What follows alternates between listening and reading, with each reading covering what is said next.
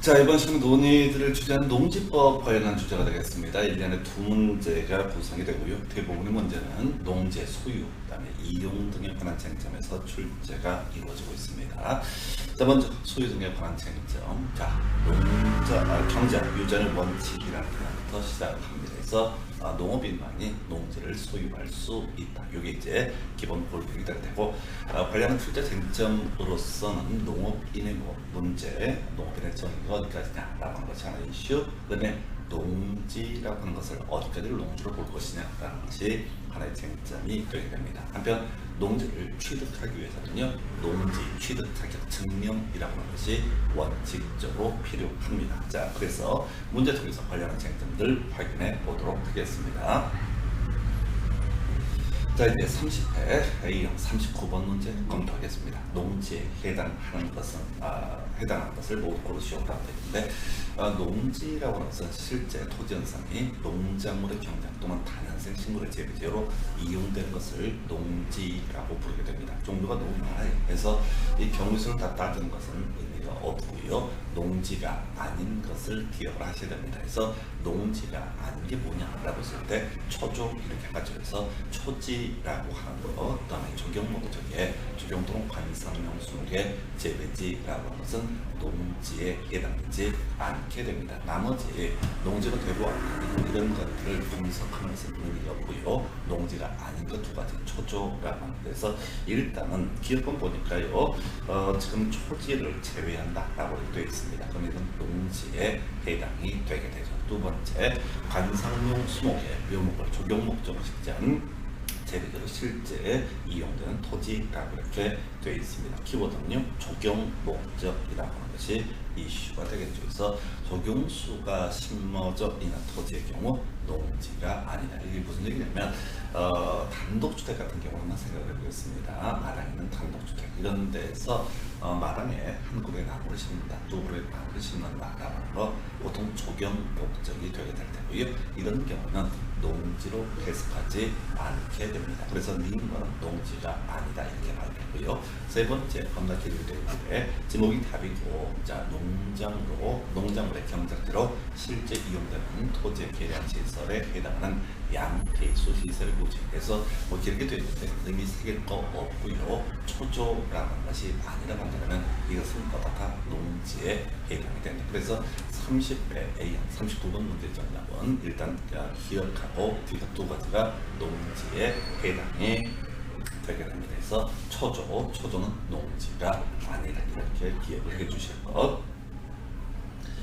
자, 그 다음에 27회 A형 39번 문제 농지 법령상 용어에 관한 설명으로 틀린 것은 해서, 자, 끝머리 봐야 되죠. 농지에 해당하지 않는다 이렇게 되어 있습니다. 그래서 농지에 해당하지 않는다라고 되어 있으면 그 앞에 초조라는 것이 들어가야 되고, 그래서 초지라든가 조경 목적이라는 것이 들어가면 농지에 해당되지 않습니다. 자, 그런데 지문 보니까 실제로 농작물의 경작지로 이용되는 토지를 하더라도 지목이 과수원 경우 이렇게 되어 있죠. 그래서 이건 이제 실제 토지 현상을 중심으로 농지 여부를 판단하기 때문에 이것은 그냥 농지에 해당하게 됩니다. 그래서 1번 지문을 틀리게 구성이 됐고요. 그래서 문제 부정하니까 27회 때, 30회 때 같은 맥락 농지 아닌 거 이걸 기억해야 되죠. 초조라는 것은 농지에 해당하지 않는다 이렇게 봐야 되고요. 자, 2번 질문요. 소가축 80도를 사육하면서 1년 중 150일을 축산에 종사하는 개인은 농업인에 해당한다. 어렵죠? 그래서 이제 농업의 경우 90일, 축산업의 경우 120일 이렇게 가게 됩니다. 그래서 자, 소가축, 자, 먼저 지금 이제 앞에 소가축 80도라고 하는 것은 쟁점이 아니고요. 1년 중 120일 이상 축산업에 종사하게 되면 이것은 농업인에 해당이 되게 됩니다. 그래서 2번 질문은 오른편, 3번 3,000제곱미터의 농지에서 농작물을 경작하면서 1년 중 80일을 농업에 종사하는 계획. 여기서는 이제 부지 면적이 이슈가 되게 되죠. 그래서 우리가 이제 부지 면적 기준으로 했을 때 바로 고정시골실 같은 경우는 330 이상이라고 하고, 그다음에 1000제곱미터 이상이 되게 되면 이때는 농업인에 해당이 되게 됩니다. 자, 그다음에 4번 질문 끝머리 농지에 해당한다는 문제 나와 있습니다. 그럼 이제 농지가 아닌 걸 외웠었죠. 초조라는 것이 아니라고 한다면 이것은 농지에 해당되게 됩니다. 그래서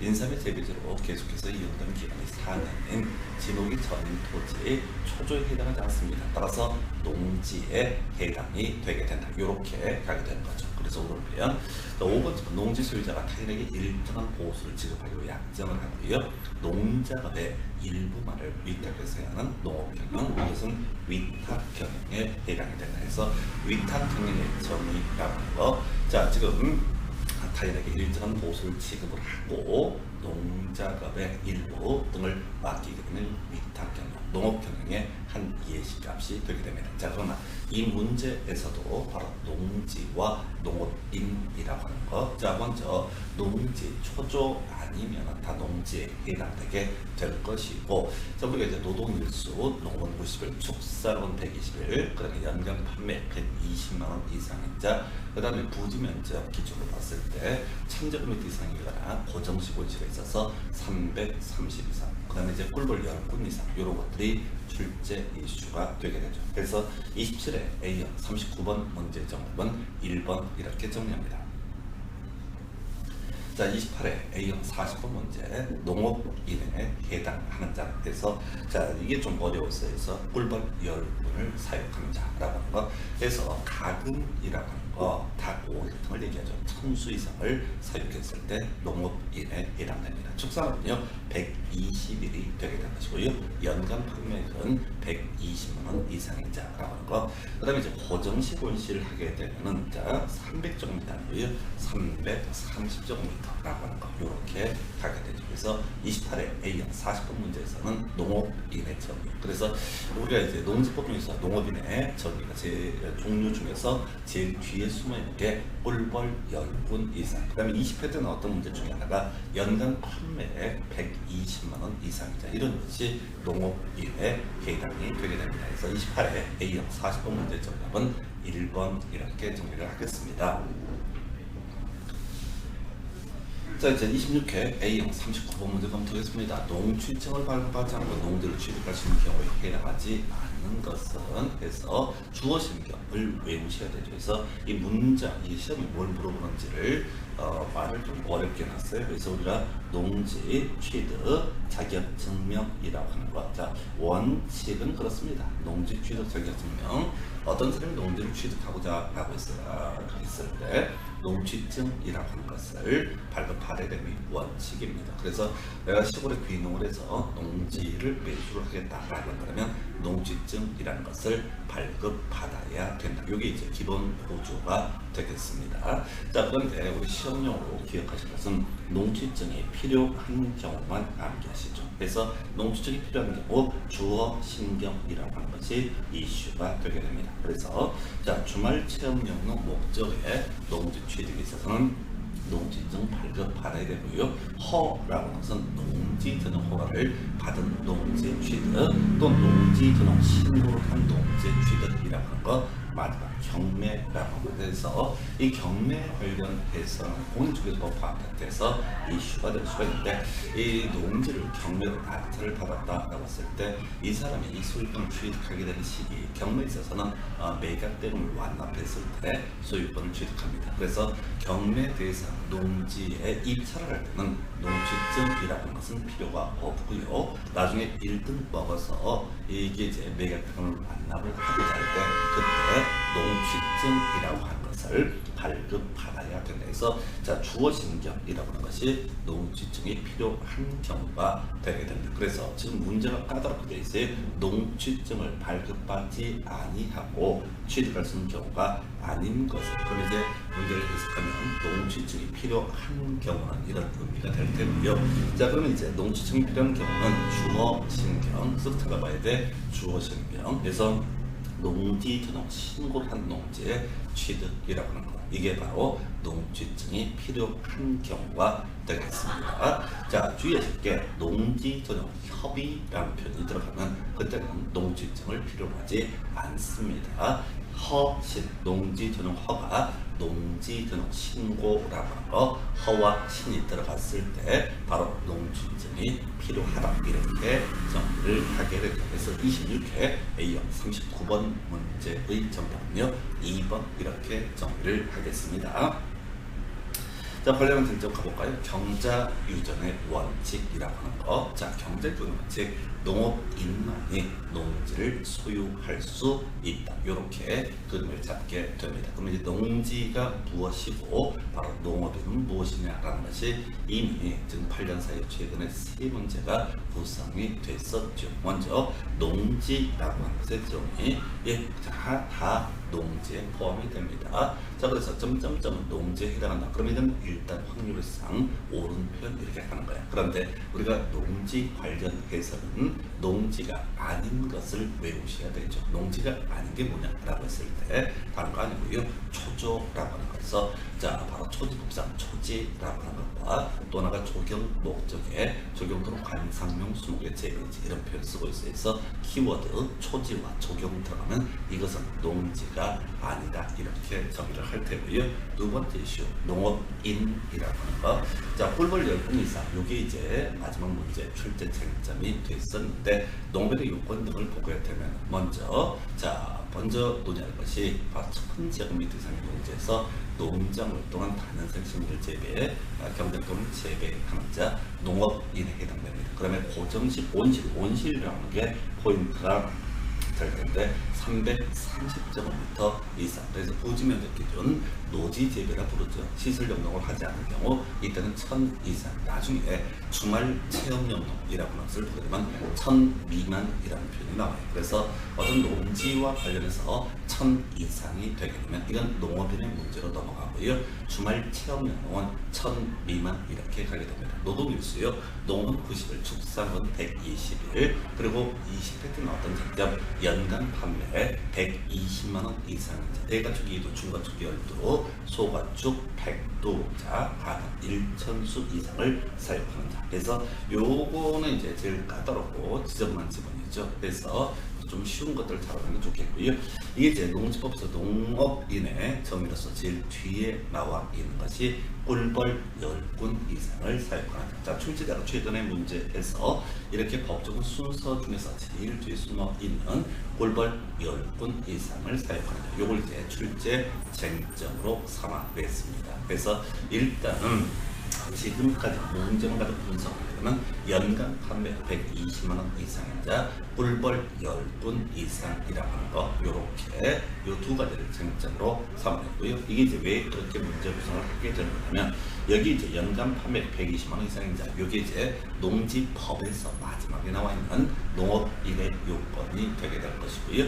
그 다음에 자, 시행령까지 따져서 제일 뒤에 숨어 있는 것이 꿀벌 10군 이상이라고 하는 것이 이슈가 되게 됩니다. 그래서 출제자라고 하는 사람들은 주로 어떤 문제가 있으면 제일 뒤에 있는 것들을 가지고 구성을 하는 것이 일반적인 출제 기술 이렇게 해석하죠. 그래서 자, 결과적으로 농업인이라고 하는 사람만이 이 농지라고 하는 것을 소유할 수 있다. 이걸 우리가 경자유전의 원칙이라고 부르게 됩니다. 물론 이제 경자유전의 원칙의 예외로서 한국농어촌공사, 국가지자체 등은 농업 목적이 아니라 할지라도 이 농지라고 하는 것을 소유할 수도 있습니다. 그래서 그 정도까지. 그 다음에 이제 논의할 주제가 바로 자, 농업법인이라고 하는 이것도 이제 하나의 쟁점이 되겠죠. 그래서 자, 농업회사법인이라고 하는 거와 영농조합법인이라는 것이 있는데 영농조합법인은 모두 농업법인의 범주에 속하게 됩니다. 이에 대해서 업무 집행권을 가진 자 3분의 1 이상이 농업 농업인으로 구성된 농업회사법인, 즉 농업회사법인은 무조건 농업법인이 되는 것은 아닙니다. 농업회사법인, 이게 이제 전형적인 케이스가 뭐냐면 종묘사 등을 의미하게 됩니다. 그래서 그 이제 도시 지역에 사시는 분들 같은 경우도 봄철 같은 때면은 뭐 상추씨도 팔고 이런 것들을 시장에서 구하실 수가 있게 될 텐데, 그런 상추씨 이런 것들을 뭐 재배해서 파는 사람들, 그래서 이게 농업회사법인 종묘사라고 보통 부르게 되죠. 그래서 이 농업회사법인이 법인이 되기 위해서는 업무 집행권을 가진 자 3분의 1 이상의 농업인으로서 요건을 충족해야 됩니다. 그래서 자, 우리가 뒤에서 이제 우리 농지법은 3자 돌림이 겁나 많습니다. 3자 시리즈로 거의 도배가 이루어지게 됩니다. 그래서 지금 이제 농업인에서만 3자 돌림이 아니고요, 나머지 농지 임대차라든가 이런 거 할 때도 기본적으로 다 3년, 30일, 3개월 이런 식의 표현들을 쓰게 됩니다. 그래서 농지법을 바라볼 때 숫자를 물어보는 문제, 3자 돌림이 대부분이 되게 될 것이고, 나중에 3자 돌림이 아닌 몇 가지를 따로 기억하는 방식으로 이 부분을 정리해 주셔야 됩니다. 그래서 지금 농업인 가지고 자, 쟁점 마지막 4만 냈었죠. 꿀벌 10분 이상. 그럼 이제 앞으로 내주는 것이 농업법인이라는 것이 분명히 중요 출제 이슈가 되게 될 겁니다. 과거에도 이제 이미 출제가 됐던 거가 있었고요. 그래서 자, 지금 이제 농지의 소유 관련해서 경자 유전 원칙에 관련된 쟁점 보셨고요. 그 다음에 이제 경자 유전 원칙의 예외로서 자, 지금 문제가 되는 몇 가지. 주말 체험용 목적이다. 그러면 앞에서 1000 이상이 되게 되면 뭐가 되고, 1000 이상이 되면 농업인이고, 1000 미만이 되게 되면 이게 주말 체험용의 목적입니다. 그래서 이 주말 체험용 목적의 경우 세대원 전부 합산 면적입니다. 세대원 전부가 소유한 면적 1000 미만 됐을 때 주말 체험용 목적으로 농지를 소유할 수 있습니다. 그리고 참고적으로 주말 체험용 목적으로 농지를 취득하고자 할 때는 농지 취득 자격 증명이라는 것이 필요합니다. 바로 주어 신경에 해당되게 됩니다. 자, 요 근래는 잘 나오지 않는데, 자, 19회 때 나왔던 주제에는 상소가 8년 이상 농업 종사자로서 이농하는 자, 이 사람 1만 제곱미터까지 소유할 수 있는, 대략 이제 우리가 3,300평이 되네요. 1만 제곱미터면. 그래서 하여간 요 정도. 자, 그러면 8년 이상 농업에 종사했다가 이농하는 사람. 자, 원래 경자 유전 원칙에 따르게 되면, 자, 이게 농업인이 아니면 농지를 소유할 수 없고요, 이 처분할 의무가 발생하게 됩니다. 자, 그런데 8년 이상 농업에 종사했던 자로서 이농하는 자, 농사를 더 이상 짓지 않는 사람, 이 1만까지는 소유할 수가 있다라고 하는 거 이렇게 보셨고요. 한편 규모 제한 없이 경자주는 원칙에도 불구하고 농지를 농목적이 아니라도 소유할 수 있는 케이스, 국가 지자체, 농어촌, 공사 등의 이슈가 되게 됩니다. 그래서 자, 앞에서 우리가 이제 공부하다 보면 공적인 주체로서 토지주택공사, 지방공사라고 하는 것이 있을 수가 있는데, 이 토지공사, 지방공사라는 것은 농지와 관련해서 공적 주체가 될 수가 없게 됩니다. 그래서 농지를 소유할 수 없고요. 잘 장난질할 때 토지주택공사가 소유할 수 있다, 이렇게 하면 그럴싸하게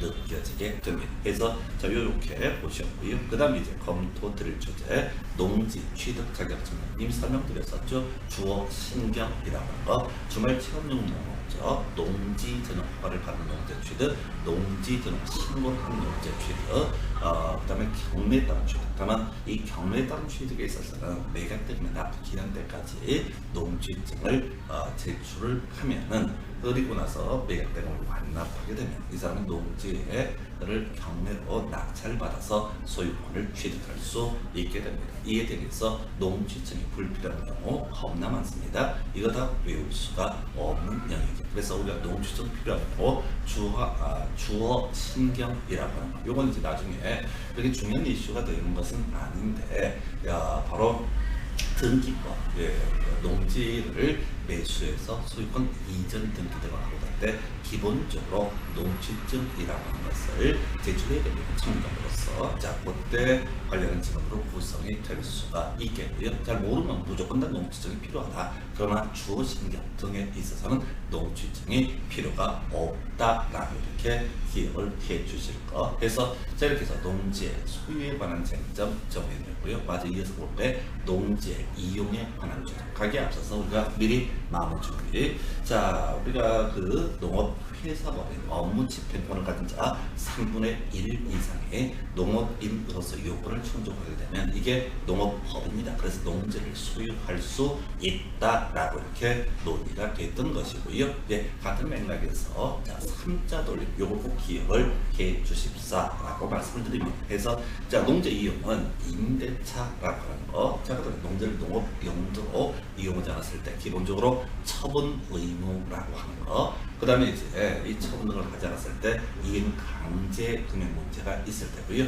농지 이용과 관련해서 또 하나 쟁점 삼을 수 있는 것이 농지의 대리 경작이라는 것도 하나의 이슈가 될 수가 있습니다. 그래서 자, 문제 통해서 관련된 쟁점들 보시게 되면 농지 이용 관련해서 25회 A형 39번 문제 위탁 경영이라고 하는 거. 앞에서 우리가 위탁 경영이라고 하는 거 농작업의 일부, 일단은 비용을 지불하고 농작업의 일부를 타인에게 맡기는 것을 위탁 경영이라고 말씀을 드렸습니다. 자, 우리가 농지 임대차 기본적으로 허용되지 않습니다. 위탁 경영도 기본적으로 허용되지 않습니다. 자, 근데 위탁 경영, 농지 임대차 등이 허용되는 케이스라는 거 아프거나 어떡하거나 이렇게 정의를 하게 됩니다. 자, 그래서 아프거나 질병 치료 이런 것들 나오겠죠. 부상으로 3월 이상의 치료 이런 것들. 그래서 우리가 3자 돌림이라고 말씀을 드렸어요. 그 3번 같은 경우는 자, 2개월이니까 위탁 경영 사유가 아닙니다. 자, 어디 가거나 라고 해서 우리가 이제 학교를 가고요. 그 다음에 어딜 가지? 선거에 따른 공직 취입 뭐 이런 식의 이유로 인해서 농사를 지을 수 없는 상태가 되게 되면 이때 위탁 경영할 수가 있게 됩니다. 자, 그래서 제일 크게 성공한 사람들의 관계가 교도소, 구치소 이렇게 가져 있어. 자, 그러면 국외 여행 중인 경우에서 3월 이상의 국외 여행 중일 때는 불가피하게 뭘 할 수 있다? 위탁 경영 가능할 수 있다. 국내 여행의 경우에는 위탁 경영 가능성이 포함되지 않습니다. 자, 지금 이제 아프거나 관련해서 농업법인이 소송 중인 경우에서 청산 중인 경우 이렇게 법이 되어 있습니다. 그래서 농업법인이 문을 닫게 됩니다. 그래서 그 과정을 우리가 청산이라고 부르게 됩니다. 그래서 2번도 틀렸고요. 3번 부상으로 3월 이상의 치료비를 2개월에서 틀렸고요. 4번을 답으로 구성했고요. 그 다음에 해외여행, 국외여행이라고 해서 3개월 이상이 되게 됩니다. 그래서 등 위탁 경영 가능 사유하고요. 농지 임대차 가능 사유 거의 맥락이 똑같습니다. 아프거나 어디 가거나 그리고 이 날짜들이 나오게 되면 3개월, 30일 이런 식으로 가야 됩니다. 3개월에 30일. 제일 이제 까다로운 게 농지법상 숫자 싸움이 될 수밖에 없는데 바로 3개월과 30일 이렇게 가도록 합니다. 그래서 25회 A형 39번 문제 정답은 4번 이렇게 정리하고요.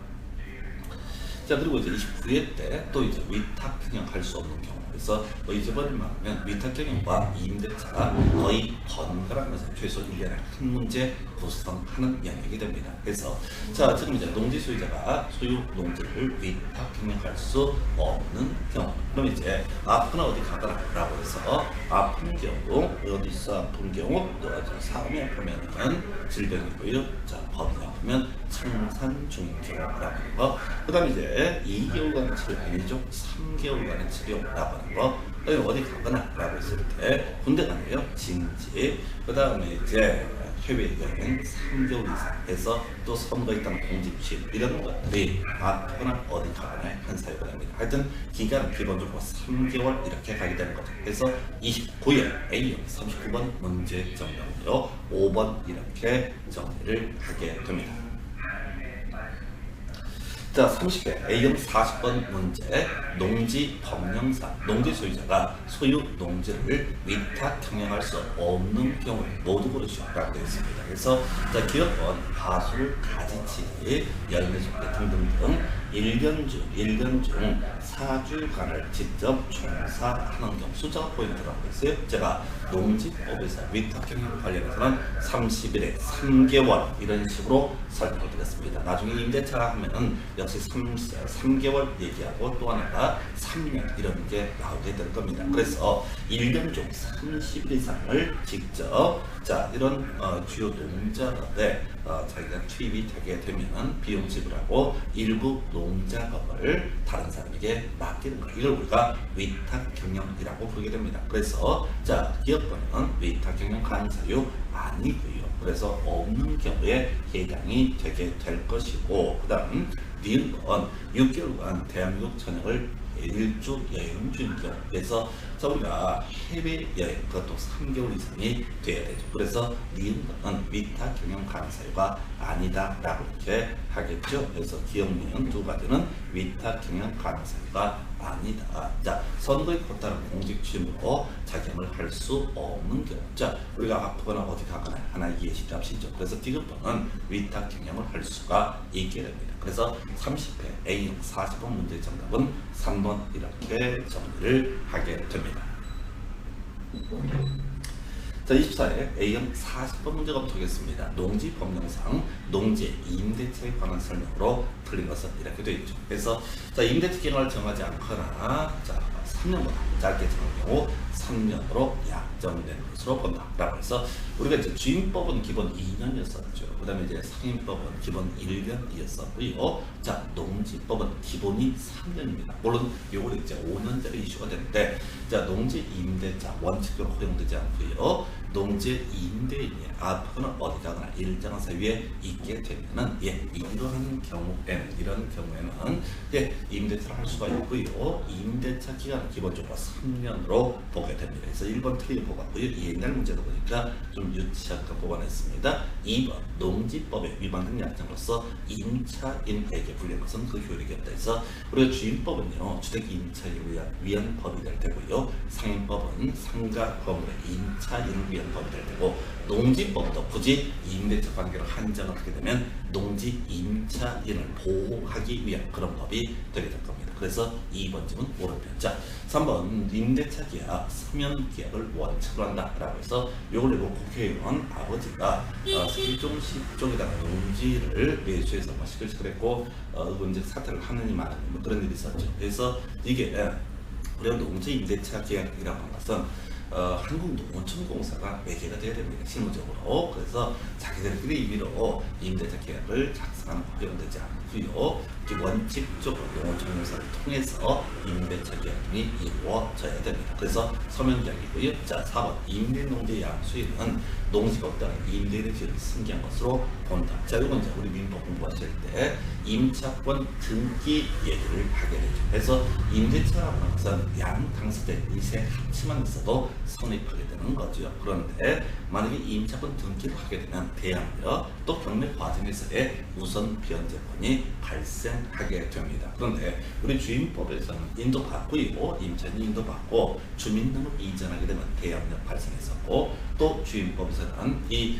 대항력이라는 요건 외에 이 주택임대차 계약서에다가 확정일자라는 것을 받게 되면은 그때는 바로 우선 변제권도 발생을 하게 된다. 설령 임차권 등기를 하지 않는다라고 할지라도 상임법이 여기도 있었죠. 자, 인도 받고요. 자, 세무서에 사업자 등록 신청하게 되면 대항력 발생했었고, 그 세무서에 간 김에 자, 상가금을 임대차 계약서에 확정 일자를 받게 되면 임차권 등기를 안 했음에도 불구하고 우선 변제권이 발생하게 되죠. 자, 우리 농지법에서 농지에 대해서 농지 임대차에 대해서 임차권 등기를 하지 않더라도 그냥 다 대항력 인정되게 됩니다. 그게 4번째 의미. 5번 자, 이 농지 임대차 계약은 그 등기가 없는 경우에도 자 시군면장의 확인을 받고 농지를 인도받았을 때 그 다음 날부터 제3자에 대해서 효력이 생긴다. 자 우리 저당권 설정 등기 경우 자 저저표 등식에 따라서 저장된 때 접수된 것으로 보고 접수된 때부터 언제 자 이 등기 위에 올라갔던 간에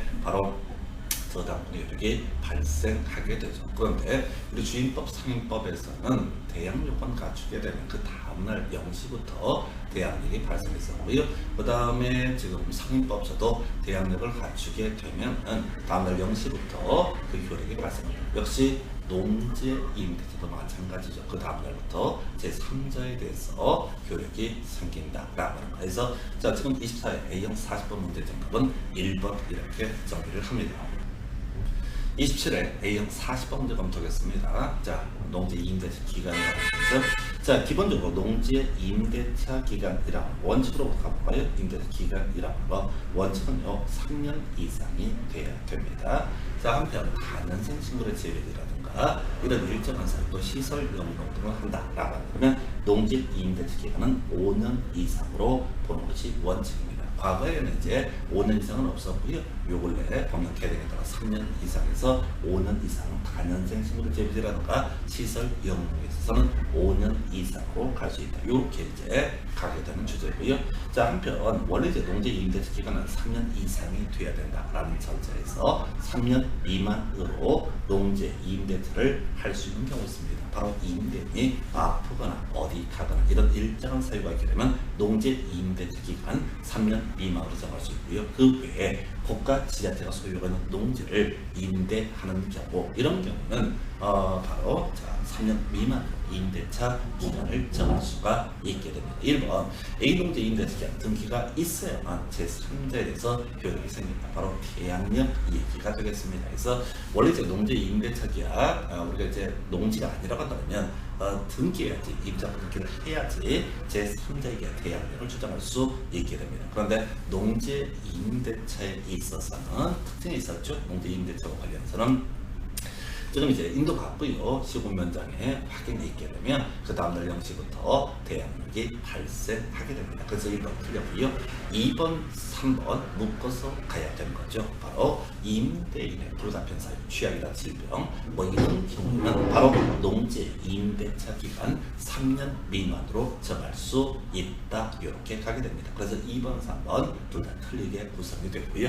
4번 지금 좀 지저분했죠. A농지 임차인이 자 임차인이 농지를 임대했으면 당연하게 농업 경영에 사용을 해야 할 것인데 이 농업 경영에 사용하지 않았을 때 자 시군구청장이 임대차의 종류를 명할 수 있다 해서 읍면장이라고 해서 틀리게 구성이 상당히 지저분했던 문제. 답은 5번이에요. 비농지, 국유 농지의 임대차 기간 3년 미만으로 할 수 있다라고 해서 답을 5번으로 구성을 합니다. 그래서 자 과거 문제 임대차 관련해서 주요 이슈가 됐던 것은 바로 임대인의 불가피한 사유, 국공유 농지에 있어서는 임대차 기간 3년 미만으로 해도 된다. 이런 것이 주요 이슈가 되게 됩니다. 그래서 27회 A 40번 문제 정답은요 5번 이렇게 정리합니다.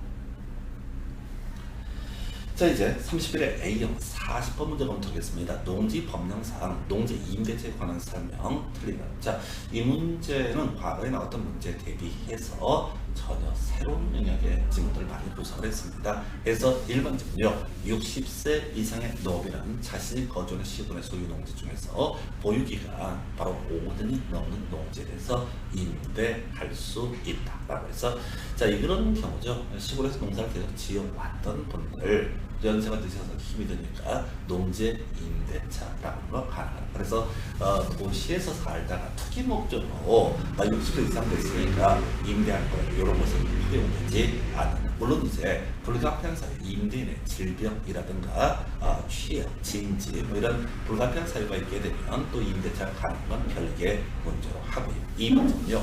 농지를 임차인이 농지를 정당한 사유 없이 농업 경영에 이용을 나갔을 때 시군구청장 임대차 종류를 명할 수 있다라고 해서 자 앞에서 우리 27회 때 문제 보도할 때는 읍면장에 임대차 종류를 명할 수 있다 해서 틀리게 구성이 되고요. 2번은 오른편, 3번 임대차 기간 그 등기가 소유가 없는 경우에도 임차인이 농지 소지를 권할 지구 읍면제를 확인받고 임도를 받은 경우 다음 날부터 제3자에 대해서 효력이 생긴다. 그래서 우리가 저기 이제 주임법 상임법이랑 같은 맥락으로 볼 수가 있겠죠. 그래서 다음 날 0시부터 계약력이 발생하게 된다. 자, 4번째는요.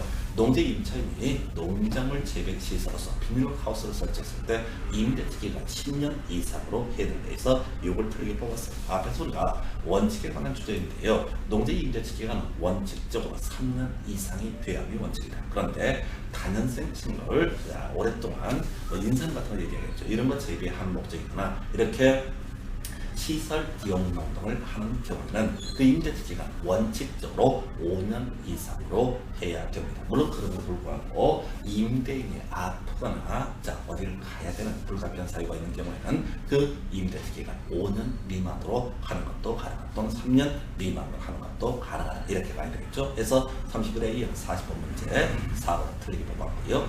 자, 5번 농지 임대차 조정위원회에서 작성한 조정안을 임대차 계약 당사자가 수락할 이를 당사자간에 체결한 계약의 내용으로 본다. 그래서 일단 오른편 구성을 하고 있고요. 31회 A형 40번 문제 정답은 4번이고요. 기존에 잘 다루지 않았던 주제들을 특히나 이제 지금도 좀 길게 뽑아내면서 좀 어렵게 나왔던 사례가 승리돼서 31회 A형 40번 문제 정답은 4번 이렇게 정리됩니다.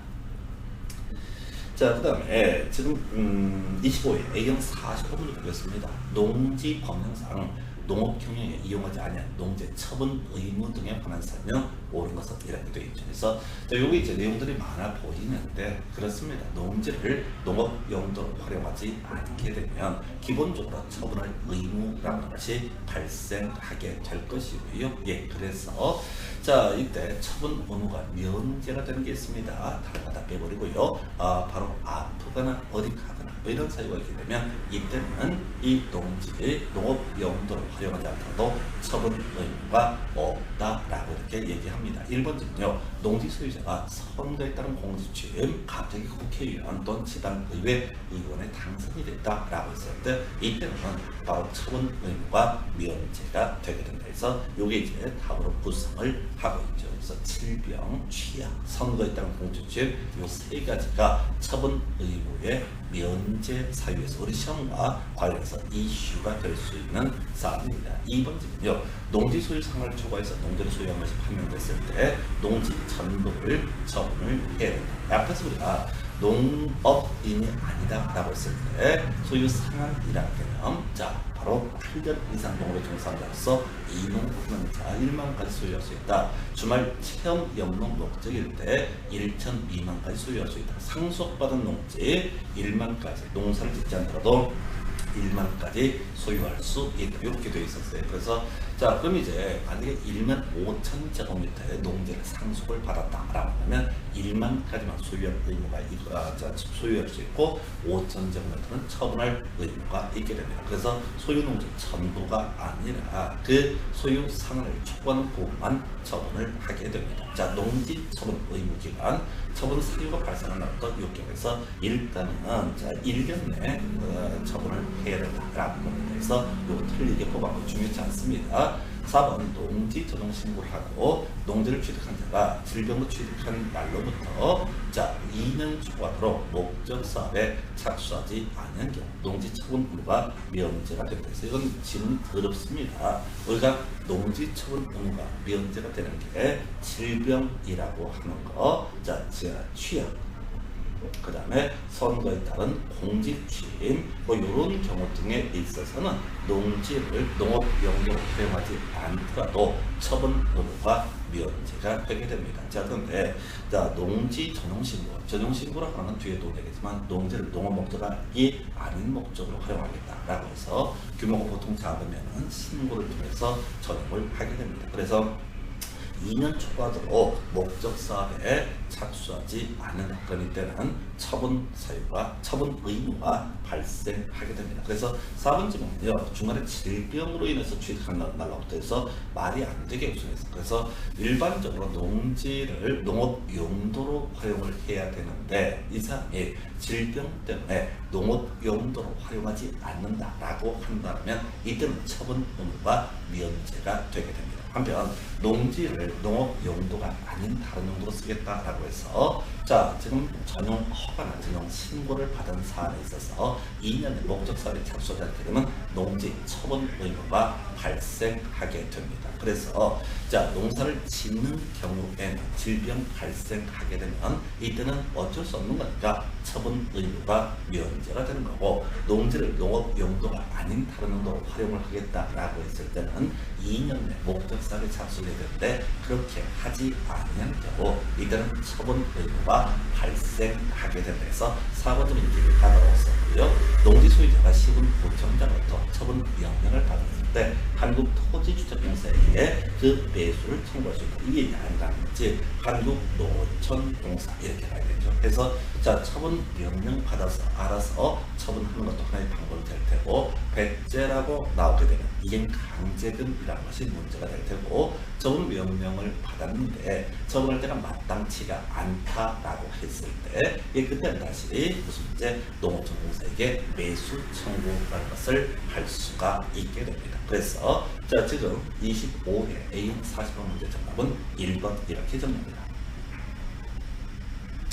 자 26회 A형 40번 문제 농지법령상 주말 체험 영농을 하려고 농지를 수연 경우에 관한 설명으로 틀린 것을 해서 자 농업인 아닌 개인자 농지를 소유할 수 있다 해서 자 주말 체험 영농 목적이 있다면요 1000 미만이죠. 그래서 이 사람은 농업인이 아닌 것이죠. 그럼에도 불구하고 1000 미만까지 새로운 정부민들 합산해서 1000 미만까지는 다 소유할 수 있다 해서 1번, 2번, 5번, 3번 농지를 취득하려면 농취증을 발급받아야 된다라고 해서 앞에서 농취증 필요했던 거 외웠던 거 주어 신경 그 중에 하나가 주말 체험 영농이라는 거 4번 소유 농지를 자 전용하려면 농지 전용 신고를 하여야 한다라고 되어 있습니다. 그래서 우리가 농지를 전용을 하고자 할 때는요 농지를 전용을 하고자 할 때는 기본적으로 자 허가를 받는 게 원칙입니다. 그런데 이렇게 일정한 용도 우리가 이제 시험 지원했던 건 다 신고 사항입니다.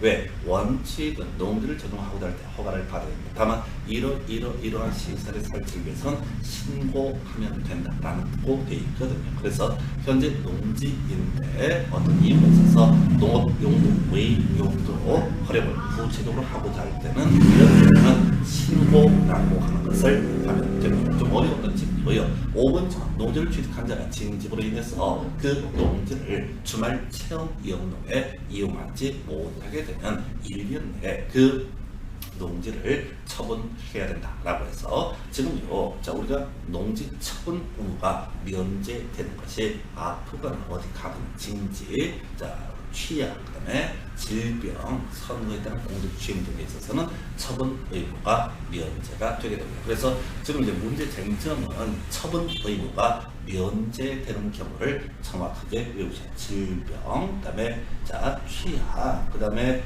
징지, 선거에 따른 공직취입 이렇게 4가지 사유에 있어서는 농지를 농업용도로 활용하지 않더라도 처분 의무가 면제가 되게 됩니다. 그래서 26회 A형 40번 문제 정답은 5번 이렇게 정리를 하고 있습니다. 그래서 지금 이제 사례형처럼 문제 구성하면 상당히 부담스럽습니다. 농지법 무조건 최소한 한 문제를 맞춰야 되는 그런 영역이 되게 될 텐데 그러니까 미리 마음의 준비를 잡고 들어가셔야 됩니다. 그래도 가끔씩 이걸 벗어나는 문제가 나올 수가 있는데 그건 어쩔 수 없는 노릇이고요. 자 기본적으로 과거에 다뤄져 왔던 쟁점만은 정확하게 소화를 하고 있어야 됩니다. 그래서 26회 A형 40번 문제 정답은 5번 이렇게 정리를 합니다.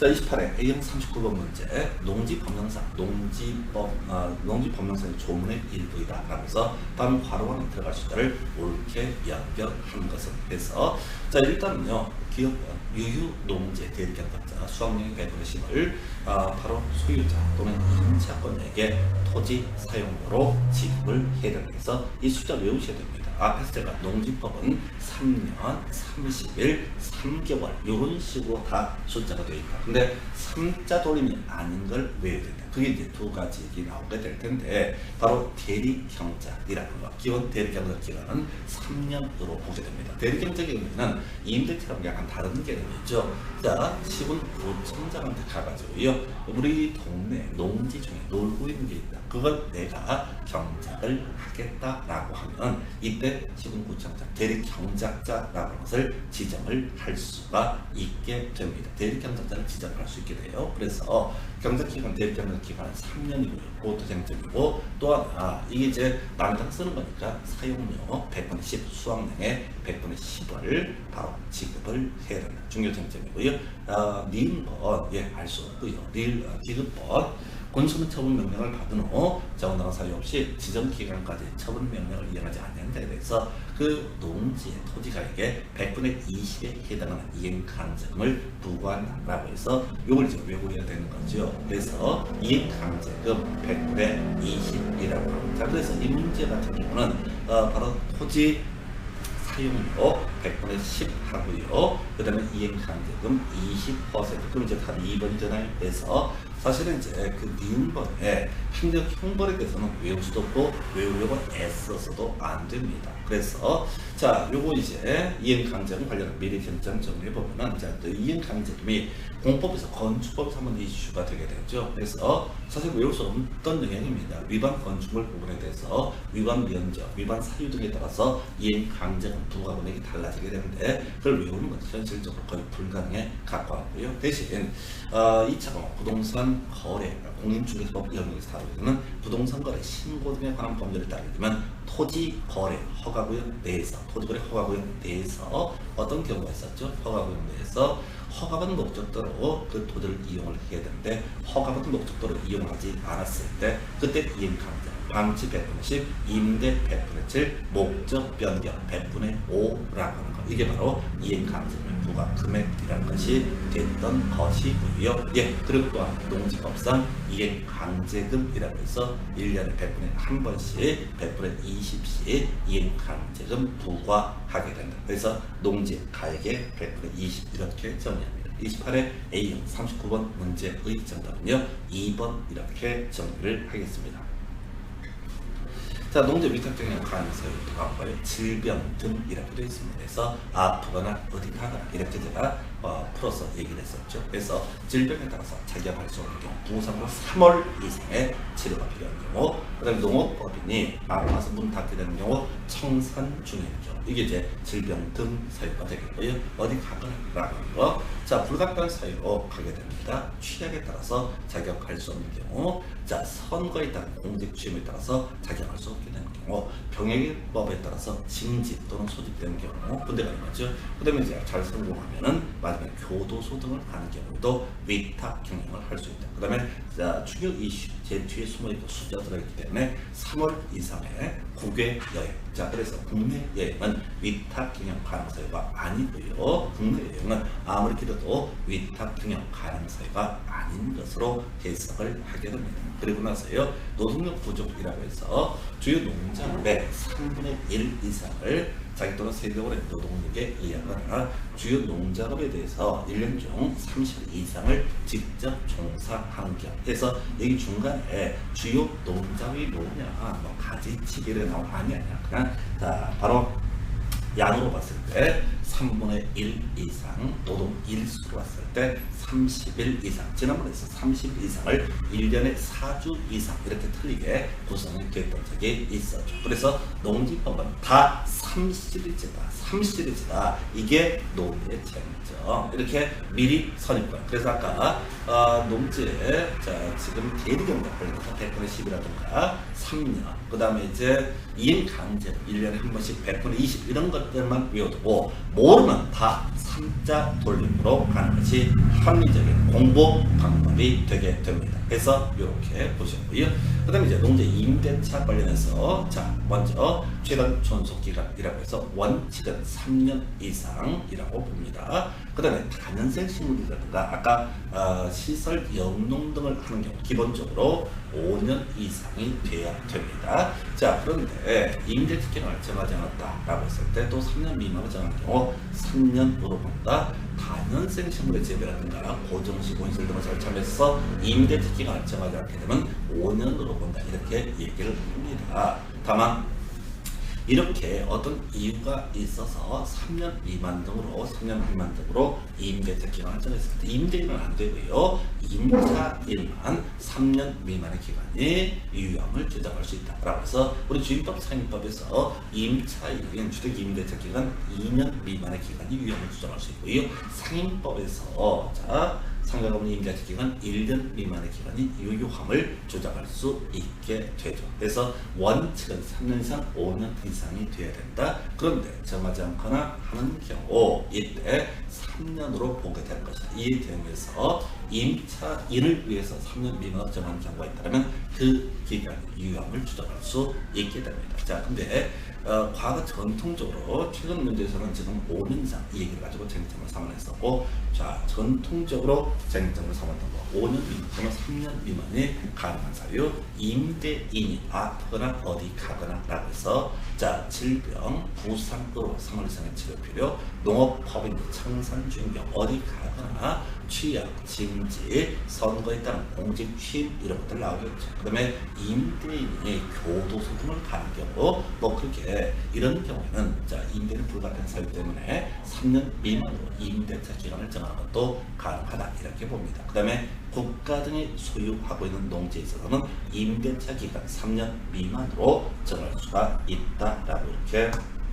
정의를 하게 됩니다. 자, 한편 우리가 이제 이렇게 임대차 기간, 농지의 임차인을 위해서 일정한 임대차 기간을 보호해주고 있는데 임차인이 농업 용도로 활용하지 않는다 그러면 시군구청장, 임대차의 종료 등을 명할 수 있다. 이것도 27회 때 최근에 한번 이슈가 됐었죠. 한 번은 운명장이라고 해서 틀리게 뽑아내는 바가 있었고요.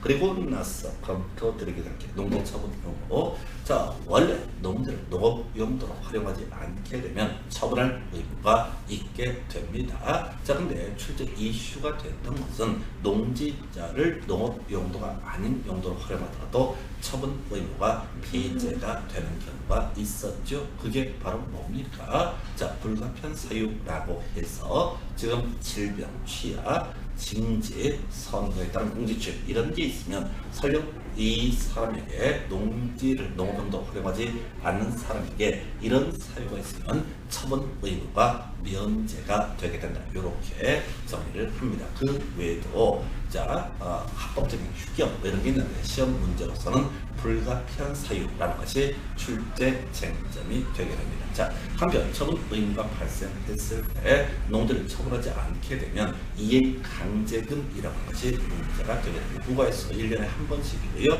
바로 토지가액의 100분의 20까지 바로 이행 강제금 부과할 수 있게 된다. 이렇게 정리를 하게 됩니다. 자, 한편 대리경자, 자 대리경작자 지정에서 시군구청장이라고 하는 사람 유유농지에 대해서 자 직권돌 신청을 받아서 대리경작자라는 것을 지정할 수 있다. 자 그리고 나서요 내용을 보면 경작기간, 대리경작기간 기본 3년으로 봐야 될 것이고요. 그리고 또 하나의 쟁점이 되는 것이 사용료라고 해서 지금 사용료, 수확량, 사용료죠. 사용료라고 하는 거 수확량이 100분의 10이라고 하는 것을 소유자, 임차권자에게 지급을 해야 된다. 이렇게 갑니다. 그래서 자, 지금 가로등기 문제로 100분의 10 나왔었고요. 역시 3년도 가로등기 문제 충분히 예상해 볼 수 있는 주제가 되겠습니다. 자, 그다음 마지막 주제가 농지 보전에 관한 주제인데요. 31의 A형 39번 문제 농업진흥지역 지정할 수 없는 지역. 자, 이건 이제 법조문 하나 물어봤어요. 지정을 했던 문제인데요.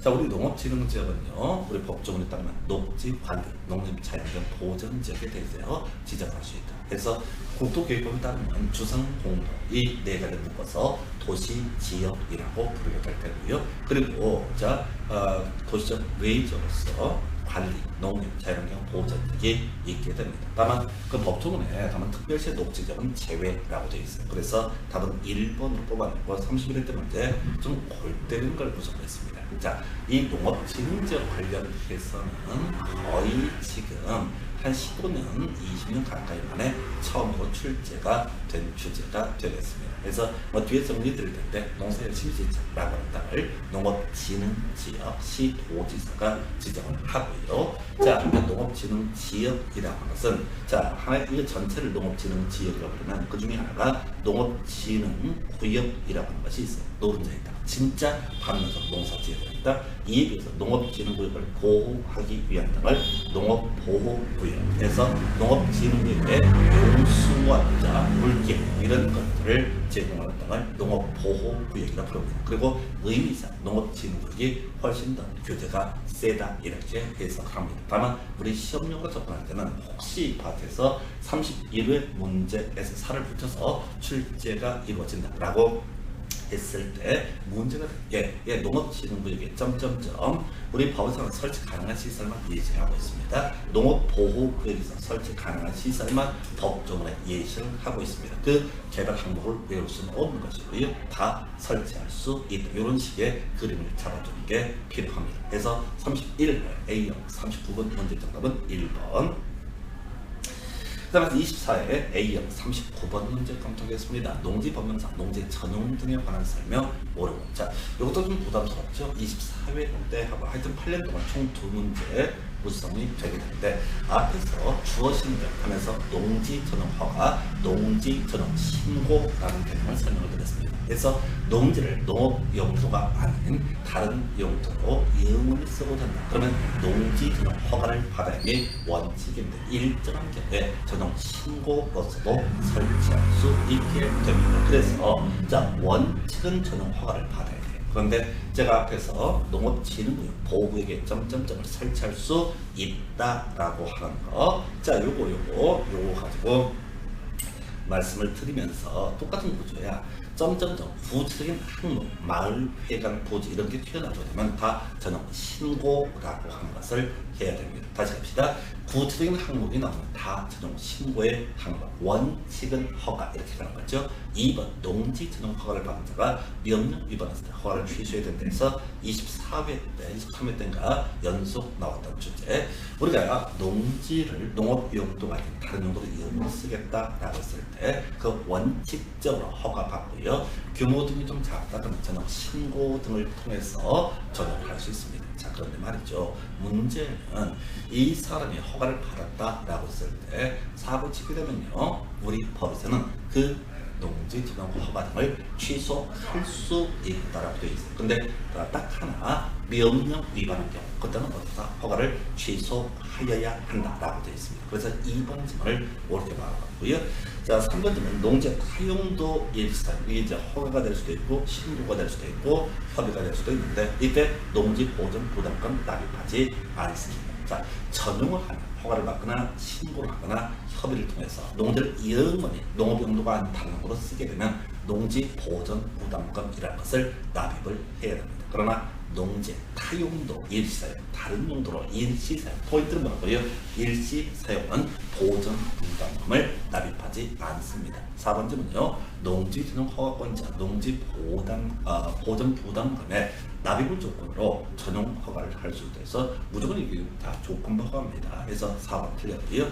5번 농림축산식품자관에게 신고해야 된다. 이건 말 자체가 되지 않죠. 일시사용이라고 하는 거. 일시사용은요. 기본적으로 허가, 그 다음에 신고 등 이럴 때는 바로 시군구청장 이렇게 하게 됩니다. 그래서 상당히 부담스러워요. 우리가 이제 이 문제 하나를 통해서 전용 전부를 다 소화할 수는 없어요. 뒤에 정리된 자료를 보긴 하겠지만 대단히 까다로운 주제. 24회 A형 39번 문제 정답은 2번 이렇게 정리합니다. 자, 29회 A형 40번 문제. 자, 농지 전용 등에 관한 설명 옳은 것을 이렇게 해석합니다. 가보겠습니다. 1번 질문은요. 과수원인 토지를 재로 인한 농작물 피해를 방지하기 위한 방풍부지로 사용하는 것은 농지의 전용에 해당하지 않는다라고 이렇게 되어 있습니다. 그래서 요걸 이제 답으로 보겠습니다. 전용의 의미를 물어보는 거죠.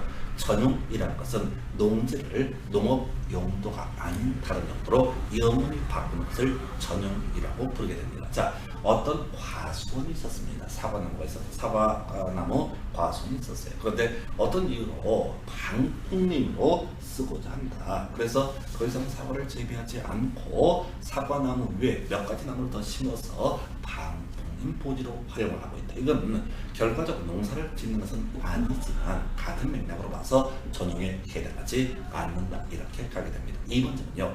전용 허가를 받은 농지 위치를 동일 필지 안에서 변경하는 경우 이때 역시 허가사항입니다. 이건 너무 어려운데요. 자, 지금 농지를 농업 용도가 아닌 다른 용도로 영원히 쓰겠다고 해서 이 농지 중에서 A 부분에 대해서 전용 허가를 받았습니다. 그런데 여기다 이제 전용을 하려고 하다가 다른 용도로 쓰려고 하다가 마음이 바뀌었어. 그래서 이쪽 B 부분으로 옮겨서 전용을 하고자 한다. 그러면 위치가 바뀌는 거니까 다시 허가를 받아야 된다. 이런 얘기고요. 3번째는 산지 전용 허가를 받지 않냐고 불법으로 개발한 농지 다시 보고하려면 이때는 농지 전용 허가가 요구하지 않습니다. 그래서 화전이라고 그러죠. 화전이라고 부르는 거죠. 불법적으로 숲을 불을 태워서 농지로 썼습니다. 그래서 원래 모습인 산지로 돌리고자 합니다.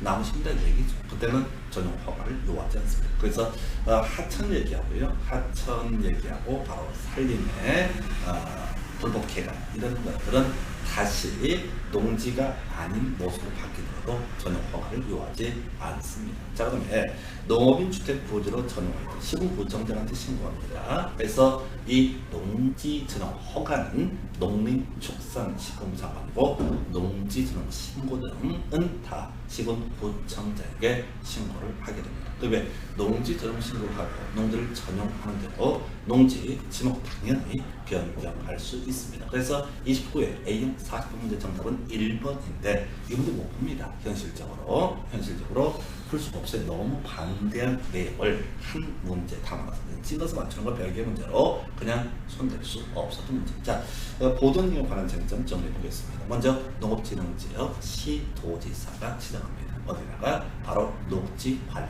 농림자연환경 보호제정 등에 대해서 지정합니다. 다만 자, 특별시의 녹지정책. 자, 이걸 31회에 유치차관에게 바로 자, 이 농업진흥지역을 지정할 수 없는 지역이 어디냐. 요걸 갖고 쟁점을 삼아 냈었고요. 자, 농업진흥지역, 농업진흥구역, 엑기스 노른자의 땅입니다. 농업보호구역, 진흥구역을 도와주기 위한 땅입니다. 그래서 진흥구역과 보호구역으로 대별 구분해서 볼 수가 있는데, 자, 우리가 농업보호구역과 진흥구역의 정의를 가지고 시험 문제가 부정되던 사례가 있습니다. 바로 농업진흥구역의 용선 확보 등을 위해서 만들어진 땅을 뭐라고 한다? 농업보호구역. 그래서 이게 이제 자주 보는 파트가 아니기 때문에 되게 좀 까다로워요. 그래서 진용보호 그렇게 가집시다. 뭐야? 진구역과 보호구역의 정의를 가지고 시험지문을 구성할 때 보호라는 말이 들어가면 어떻다? 앞에 진구역의 용선 확보, 농업보호구역은 진용보호 이렇게 가는 거. 진구역은요 겁나 긴 겁니다. 진구역을 외우면 안 돼. 이걸 외울 수가 없기 때문에. 그래서 바로 진용보호. 그래서 진구역의 용선 확보를 위해서 필요한 지역을 우리는 뭐라고 한다? 농업보호구역이라 부릅니다. 자, 그리고 옛날 문제인데 행위제한 검토해볼까요? 농업진흥구역 점점점 설치할 수 있다. 설치할 수 없다. 그러면 틀린 편입니다. 농업보호구역 점점점 설치할 수 있다. 옳은 편. 설치할 수 없다. 그러면 틀린 편. 자, 이게 뭐냐면 진구역에 원래 농업 외 나머지 일정한 시설에서 좀 원칙적으로 금지가 됩니다. 근데 우리 농지법에서는 그럼에도 불구하고 설치 가능한 시설의 리스트를 쫙 뽑아. 그러면 다 어떻다? 설치할 수 있다. 어차피 농지법이란 법에서 출제가 이루어지기 때문에 무조건 다 설치할 수 있다. 농업보호구역도 마찬가지야. 원래 여기는 농사 짓는 거 말고 다른 거 하면 안 돼. 근데 예외적으로 농지법에서는 이런 이 시설을 설치할 수 있다라고 되어 있어요. 그럼 우리는 무조건 다 설치할 수 있다. 이걸 이렇게 가셔야 돼. 최소한 8년 동안에는 행위된 문제가 나오지 않았습니다. 근데 과거 문제 패턴들을 보게 되면 이렇게 가야지 문제를 풀 수가 있습니다. 자, 그다음에 농지의 전용이라는 주제. 자, 농지를 농업 용도가 아닌 다른 용도로 영원히 바꿔 쓴 것을 우리는 농지의 전용이라고 부릅니다. 이런 농지 전용은 금지가 되게 됩니다. 그래서 농지를 전용할 때는 기본적으로 허가를 받는 게 원칙, 공적인 주체가 농지를 농업 외 용도로 활용을 하고자 할 때는 이따 협의 일반 개인이 이 농지를 농업 용도 외 용도로 바꿔서 쓰고자 할 때 농림축산식품부장한테 허가를 받아야 되는데 시험 문제로 나올 때는 다 시군구청장에게 신고하는 항목이 나오게 됩니다. 그 중에서 이 농지의 정의된 규제 양식, 허가하기는 다 누구한테 농림축산식품부 장관에게 허가를 받아야 된다 이렇게 합니다. 근데 허가 등이 필요 없는 경우, 살림으로 원래 복구하고자 할 때 허가를 요구하지 않고요. 그 다음에 또 하나, 이런 농지 전용 허가를 내줬다라고 했을 때 반드시 농지 전용 허가를 취소해야 되는 게 명령 위반. 요 24회 때는 쟁점이 됐었죠. 23회 때도 출제가 됐던 주제입니다. 그래서 요거 허가를 취소해야 된다니 할 수 있다는지를 분석해 주는 것이 필요할 테고요. 그리고 나서 지금 이제 농지 전용 신고라고 해서 일단 시군구청장 포인트 되죠. 농림축산식품부장관 아닙니다. 그래서 어떤 항목이 나오든 간에 다 시군구청장에게 신고하면 된다라고 합니다. 그래서 앞에서 농업진흥구역에서 설치할 수 있다, 농업보호구역에서 설치할 수 있다처럼 이 아이도 다음으로 바로 시군구청장에게 신고하고 전용할 수 있다. 이렇게 뼈대를 잡습니다.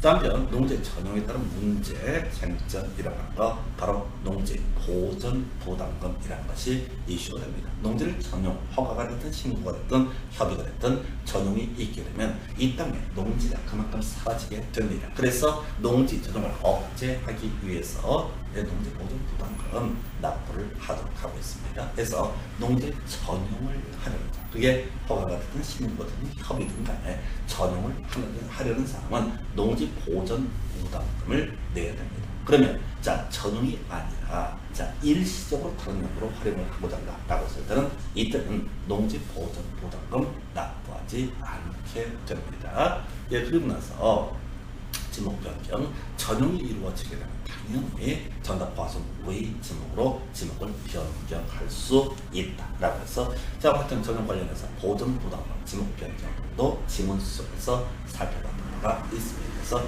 여기까지가 농지 보전 등에 관한 쟁점이 되겠습니다. 그래서 지금까지 우리가 이제 8분간의 기출문제 등을 통해서 주요 쟁점을 설명드렸고요. 계속 반복하고 뼈대 자랑하시는 작업이 필요합니다. 여기까지가 부동산 공법 8년간의 기출문제 마치도록 하겠습니다. 수고하셨습니다.